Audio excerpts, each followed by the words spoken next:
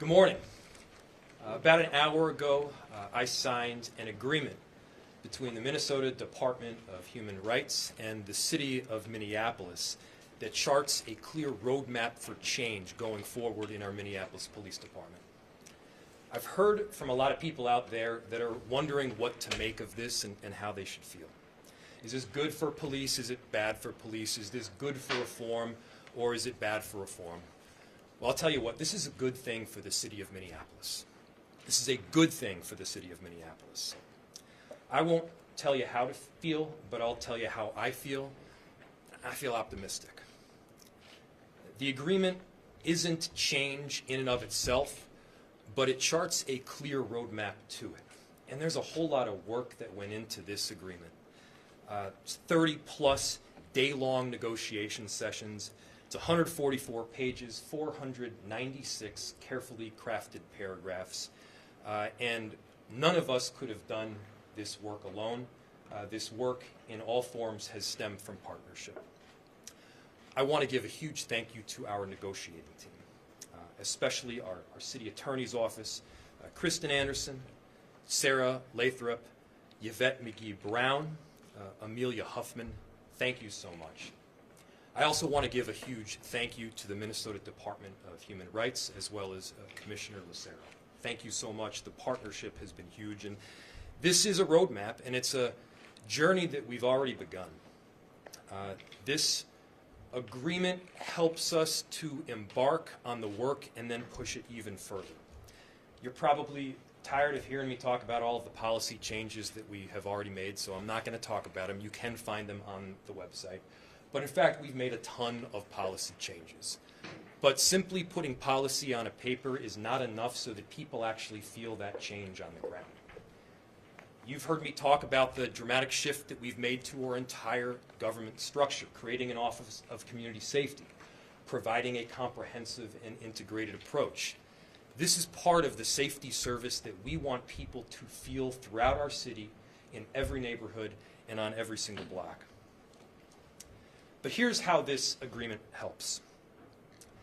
It's an opportunity to transition from the what that is prescribed on the paper to the how. How, in fact, are we going to get this done? As I've said, we've done a lot of policy, but the words on the page aren't enough. We want to make sure we first have that policy in place. Second, we want to make sure that officers know specifically what they're supposed to do and how to follow that policy.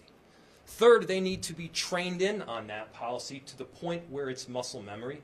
And then finally, officers need to be held accountable when they aren't living up to the standards that we are insisting on as a collective community.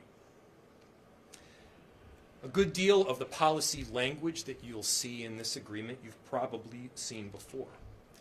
The big part in this is that it takes us further, embedding this policy in practice.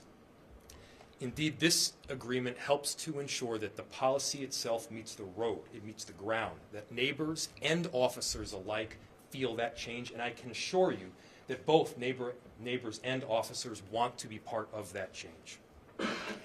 The agreement also serves several opportunities. The first opportunity is that it takes the sting of politics out of the equation.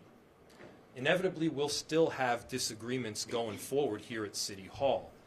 Many of those disagreements, however, are ironed out and are ironclad in the agreement itself. For example, an early intervention system. There will no longer be a dispute either way about whether we should have one. We need to have an early intervention system. It needs to be set up. There are clear parameters on how to do so, and we've got deadlines ultimately that we have to meet. Funding. Change and improvement is going to take time and is going to take resources.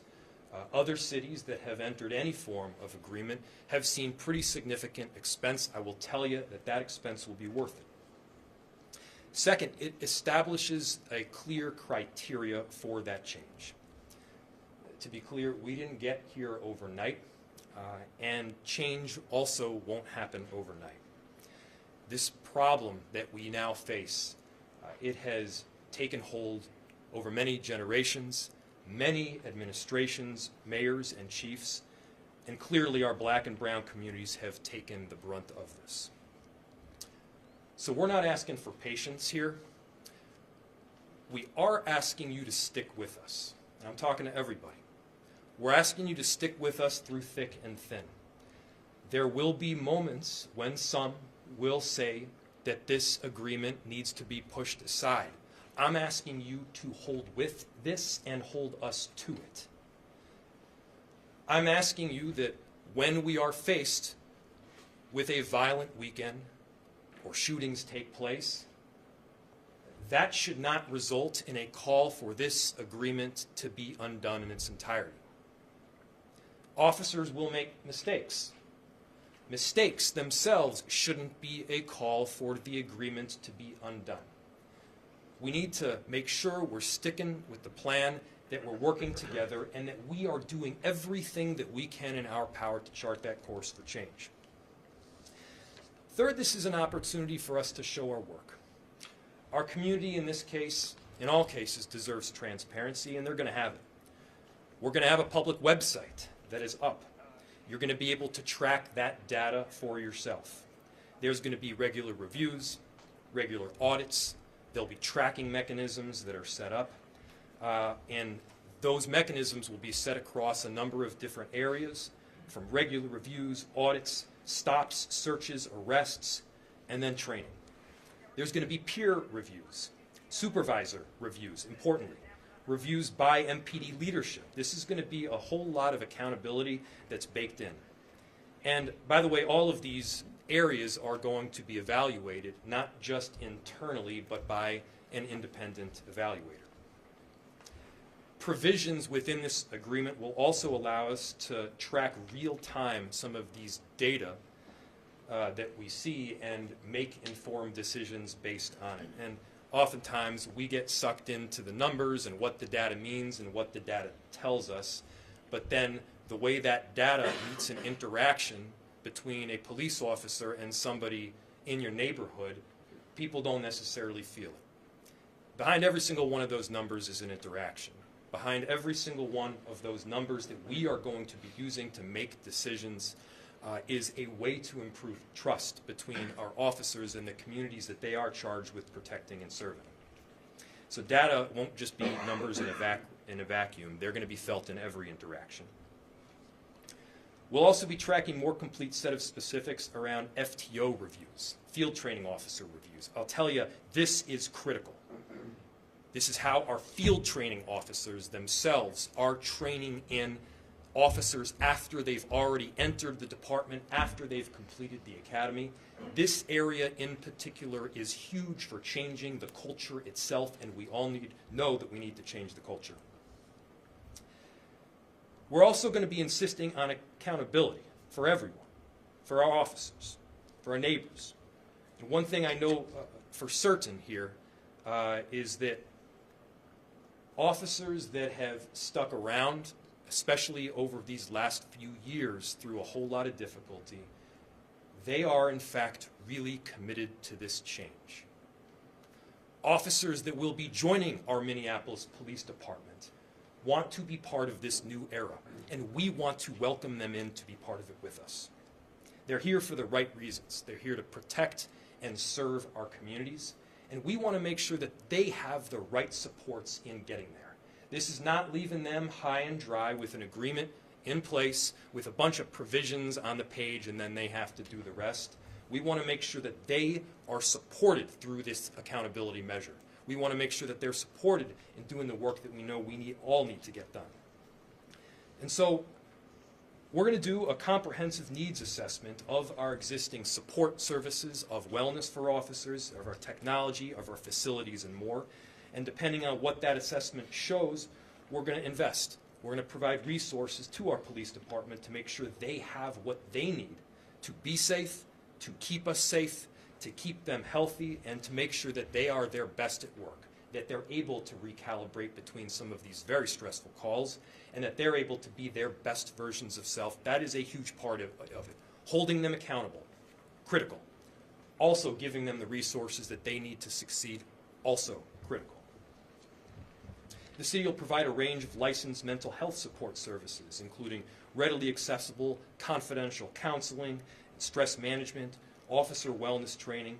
We're going to make sure that we're providing post-traumatic stress disorder service as well, and care, domestic violence, alcohol and substance abuse, anger management, and so on. We'll also ensure that these services are actually culturally specific, and that any officer who requests that kind of emergency counseling and service will receive it within 24 hours.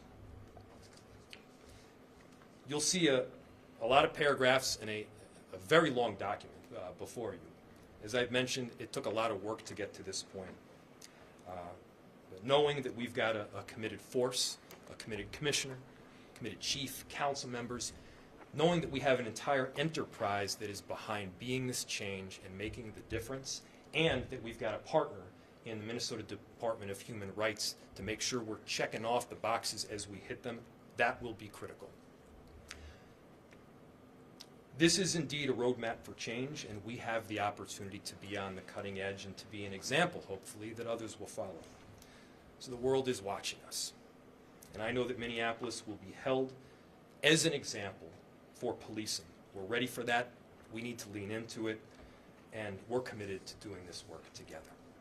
As I mentioned, all this work has stemmed through agreement and partnership, recognizing the wrongs of the past and charting a clear roadmap for the future. In doing so, the Minnesota Department of Human Rights has been a critical component and partner in that, heading